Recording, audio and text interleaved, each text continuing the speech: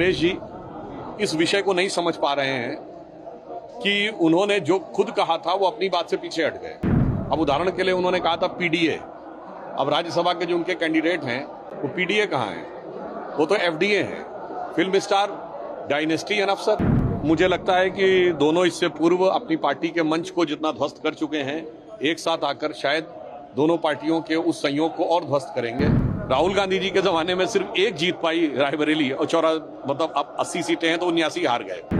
मुझे लगता है कांग्रेस कुल गौरव और समाजवादी पार्टी के कुल कुलांगार, इन दोनों बच्चों ने आकर जो भी अपना इतिहास दिखाया है, भविष्य की बानगी उसमें नजर आ रही है। भैया, बबुआ और बुआ जी, सबका संकट एक है, आएगा तो मोदी ही, चूंकि नियत नेक है। देखिए, इन सारे विषयों के ऊपर मामला न्यायालय में विचाराधीन है।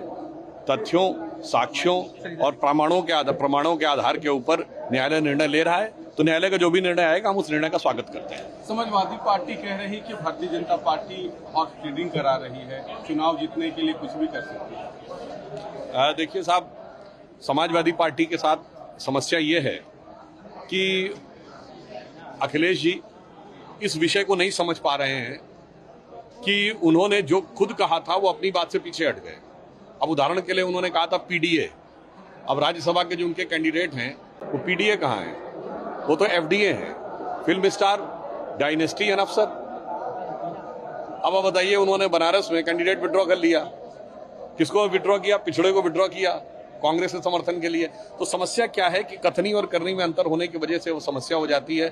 तो मुझे लगता है कि उनको अपने बारे में विचार करना चाहिए बजाय प्रतिक्रिया देने के। सर, लोकसभा चुनाव के लिहाज से राहुल गांधी और अखिलेश यादव एक मंच पर रहे, किस तरीके से देखते हैं, कितना चुनौतीपूर्ण है ये? मुझे लगता है कि दोनों इससे पूर्व अपनी पार्टी के मंच को जितना ध्वस्त कर चुके हैं, एक साथ आकर शायद दोनों पार्टियों के उस संयोग को और ध्वस्त करेंगे। उदाहरण के लिए, राहुल गांधी जी के पिताजी राजीव गांधी जी के जमाने में कांग्रेस को 400 सीटें मिली थी और राहुल गांधी जी के नेतृत्व में चुनाव हुआ, 44 पे ले आए थे, फिर 52 मिली।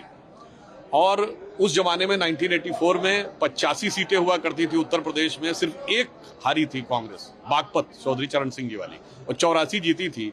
राहुल गांधी जी के जमाने में सिर्फ एक जीत पाई रायबरेली और अब 80 सीटें हैं तो 79 हार गए। तो मुझे लगता है, और श्री अखिलेश यादव जी, स्वर्गीय मुलायम सिंह जी 1989 में पहली बार मुख्यमंत्री बने थे, भाजपा के सपोर्ट पे उन्होंने भाजपा को झटका दिया, फिर वीपी सिंह जी के साथ गए। चौधरी अजीत सिंह जी को भी उन्होंने पटकनी दी थी और तब मुख्यमंत्री बने थे वीपी सिंह का साथ लेके, इसी तिलक हॉल में।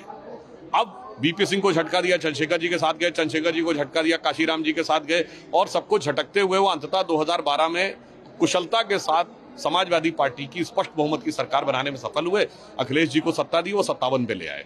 तो मुझे लगता है कांग्रेस कुल गौरव और समाजवादी पार्टी के कुल कुलांगार, इन दोनों बच्चों ने आकर जो भी अपना इतिहास दिखाया है, भविष्य की बानगी उसमें नजर आ रही है। और अंत में एक लाइन कहना चाहूंगा कि उत्तर प्रदेश के चुनाव में भैया यानी राहुल गांधी जी, बबुआ आप सभी समझते हैं, और बुआ जी, भैया, बबुआ और बुआ जी, सबका संकट एक है, आएगा तो मोदी ही, चूंकि नियत नेक है।